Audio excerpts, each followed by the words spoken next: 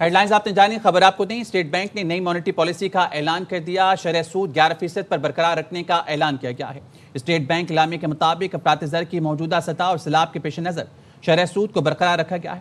ستمبر 2025 میں ماہانہ مہنگائی کی شرح 5.6% رہی۔ ستمبر میں کرنٹ اکاؤنٹ $110 بلین سرپلس رہا۔ اسٹیٹ بینک آف پاکستان نے رواں مالی سال مئی میں 1% کمی کے بعد شرح سود 11% کرنے کا اعلان کیا تھا۔ اس پر ہم تجزیہ لیں گے۔ ہمارے ساتھ معاشی تجزیہ کار خاقان نجیب صاحب موجود ہیں۔ بہت شکریہ خاقان صاحب آپ کے وقت کا۔ تاجر برادری تو کافی عرصے سے مطالبہ کر رہی تھی کہ شرح سود کم کی جائے، تو کیوں نہیں فیصلہ لیا گیا؟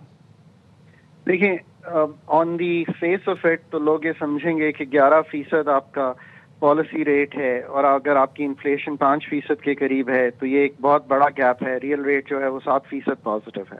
That is true, so there is room to cut. But جو دوسری سائڈ ہے سمجھنے کی، وہ از دا فالوئنگ، کہ پاکستان کی اکانومی کو جیسے ہی آپ سانس لینے کا موقع دیتے ہیں یا جس کو آپ گرو کرنے کا موقع دیتے ہیں، تو آپ اگر پہلے 3 ماہ کا بھی ڈیٹا دیکھیں تو جو ٹریڈ ڈیفیسٹ ہے وہ وائڈن ہو گیا ہے پچھلے کوارٹر کا جو ابھی ختم ہوا تھا ستمبر میں، یعنی کہ جولائی، اگست، سپتمبر کا اگر ڈیٹا دیکھیں تو سب سے ضروری جو آئی ایم ایف کے دماغ میں ہے، کیونکہ آپ ایک آئی ایم ایف کی انگیجمنٹ میں ہیں، وہ یہ چیز ہے کہ جو ایکسٹرنل اکاؤنٹ سٹیبلٹی ہے وہ کسی صورت میں نہیں ہلنی چاہیے، اور ایکسٹرنل اکاؤنٹ سٹیبلٹی کو مینٹین کرنے کے لیے ابھی بھی جو پالیسی سٹانس ہے وہ ان اے سینس کنزرویٹو ہے، وہ کنسٹریننگ ہے۔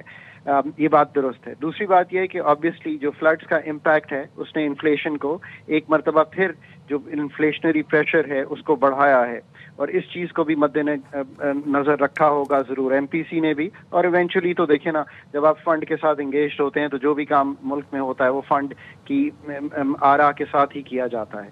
تو یہ دوسری چیز ہے۔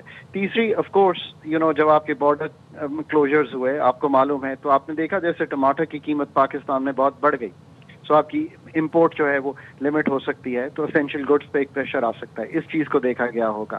پھر ایک براڈر اکنامک انوائرمنٹ ہے جس میں ہم ایک کلائمیٹ شاکس میں چل رہے ہیں۔